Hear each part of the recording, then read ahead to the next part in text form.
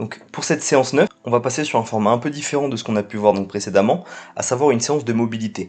Donc on va profiter de cette 9e semaine pour placer une semaine dite de repos. Il faut savoir qu'on a quand même accumulé pas mal de charges d'entraînement lors des 8 dernières semaines. Et cette charge d'entraînement, on s'est rendu compte qu'on avait des potentiels déficits fonctionnels sur certains mouvements. Donc on va commencer d'une extrémité, à savoir les chevilles, et on montera sur l'ensemble du corps. Il faut savoir que la défaillance sur un grand nombre d'exercices polyarticulaires, type le squat, les pompes, les tractions, est souvent due donc à un manque de mobilité sur les articulations mises en jeu. Et ce manque de mobilité il va résulter donc à une défaillance technique lors du mouvement ou alors l'arrêt total de l'exercice à une certaine amplitude du mouvement. Si vous avez la présence donc d'un manque de mobilité sur une articulation précise, vous allez le ressentir soit par donc l'apparition d'une tension d'étirement lors de la réalisation d'exercices polyarticulaires ou tout simplement arriver à une certaine amplitude où vous allez être incapable de poursuivre l'exercice et de descendre plus profondément, si on prend l'exemple du squat. Pour pallier à cela, on va vous proposer un ensemble d'exercices qui vont cibler les articulations donc qui sont le plus sujets à des manques de mobilité. Donc il faut savoir que ces manques de mobilité, vont être souvent dus donc à notre mode de vie, à savoir une position assise prolongée ou un manque d'activité physique, mais aussi parfois la mauvaise réalisation de certains exercices, ou alors à un mauvais ratio de travail entre les muscles agonistes-antagonistes, mauvais ratio qui est l'un des problèmes majeurs du travail à poids de corps, tout simplement par le fait qu'il est plus difficile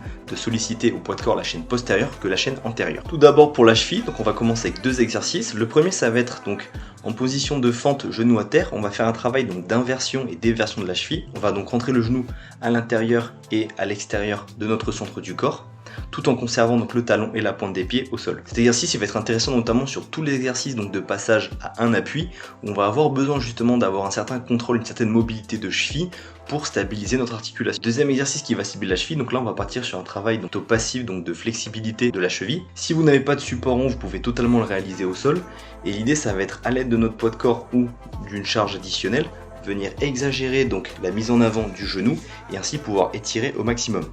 Donc cet exercice il est hyper important parce que la plupart des déficits fonctionnels qui vont par exemple apparaître sur des mouvements type squat sont dus à un manque de mobilité de cheville et notamment donc de dorsiflexion. Au niveau du second couple d'exercices qu'on va venir vous proposer, cette fois-ci un que vous connaissez un peu parce qu'on le trouvait donc dans l'échauffement, on va venir faire un travail donc en bretzel où là on va venir travailler donc la rotation interne et externe de hanche. Donc une fois de plus, la rotation interne et externe de hanche, elle va être très importante donc lorsqu'on va passer en squat, donc surtout des mouvements d'accroupissement sur des amplitudes profondes, parce que sur du passage sur des amplitudes profondes en squat, on va avoir besoin justement de cette rotation externe de hanche pour gagner de l'amplitude. Et pour ajouter un petit peu de difficulté, on pourra donc passer sur un format où on viendra décoller un appui donc au niveau talon, en passant donc sur le genou, afin de faire un travail aussi de moyen fessier. Pour les plus experts, on couplera ce travail donc avec une amplitude complète, donc on viendra poser totalement les 2 appuis au sol, et on enchaînera avec une extension de hanche avant de revenir en position squat profond en s'aidant de sa main. Donc pour ceux qui ont du mal avec la position squat profond, on pourra bien sûr se tenir donc à un appui afin de délester au maximum le poids de corps pour la bonne réalisation des exercices. On passe donc à nos 2 exercices de mobilité qui vont cibler donc cette fois-ci plutôt le rachis.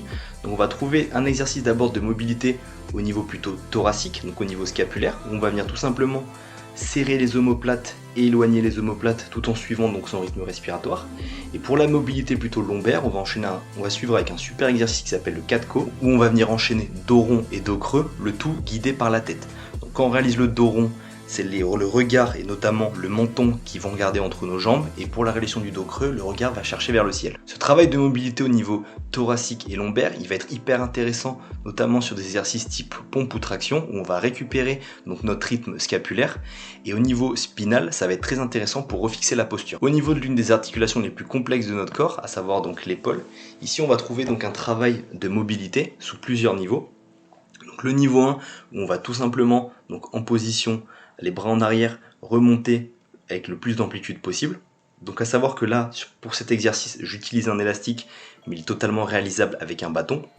Donc la mobilité d'épaule, elle va être très importante sur énormément d'exercices. Il faut savoir que même sur des exercices de poids de corps, notamment lorsqu'on va venir ajouter des barres, si vous n'avez pas la mobilité d'épaule suffisante, ça va être très difficile de se placer et d'être confortable sur les exercices. Il faut savoir que cette mobilité d'épaule, elle va jouer un rôle clé sur des exercices tels que les tractions, et qu'elle va surtout vous permettre donc d'éviter des douleurs au niveau de la coiffe des rotateurs, donc il est hyper intéressant de la préserver. Deuxième exercice pour la mobilité d'épaule, là va être un exercice de mobilité passive.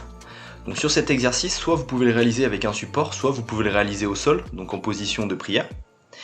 Là, l'erreur à ne pas faire sur cet exercice, c'est qu'on ne cherche pas à aller vers l'avant, mais bien vers la profondeur. On laisse la gravité enfoncer donc nos épaules, et l'idée, ça va être de gagner de l'amplitude vers la profondeur et non pas vers l'avant. Donc pareil, sur un exercice de flexibilité, on va utiliser donc notre respiration, donc on va venir expirer à chaque fois qu'on va vouloir gagner de l'amplitude. Donc on maintient sur une dizaine de secondes, on relâche et on repart. Enfin, donc pour finir notre boucle, on va passer donc sur nos poignets. Il faut savoir que la mobilité de poignet, elle va être hyper importante sur tous les mouvements de poussée. Donc là, on va venir la travailler dans l'ensemble des plans, tout en déchargeant à l'aide de ses genoux. Donc en fonction de votre niveau, vous allez plus ou moins décoller les genoux du sol afin d'ajouter de la contrainte ou pas. L'idée de l'ensemble de ces exercices, c'est en fait par la suite, en fonction de vos déficits, de les incorporer à vos échauffements et donc de les répéter un maximum de fois possible afin que les déficits disparaissent. On a donc vu l'ensemble des exercices. Pour le format qui vous est proposé ici, je vais vous proposer donc de le réaliser cette semaine 3 fois par semaine. 2 à 3 séries suffiront. Et l'idée, ça va être de venir passer donc 10 répétitions par exercice avec un tempo très lent. Donc on prend son temps, on prend le temps d'apprécier les mouvements et on vient vraiment réaliser tous les exercices avec contrôle. En fonction de vos déficits fonctionnels, vous allez donc sélectionner les exercices que vous trouvez intéressants et qui fonctionnent sur vous.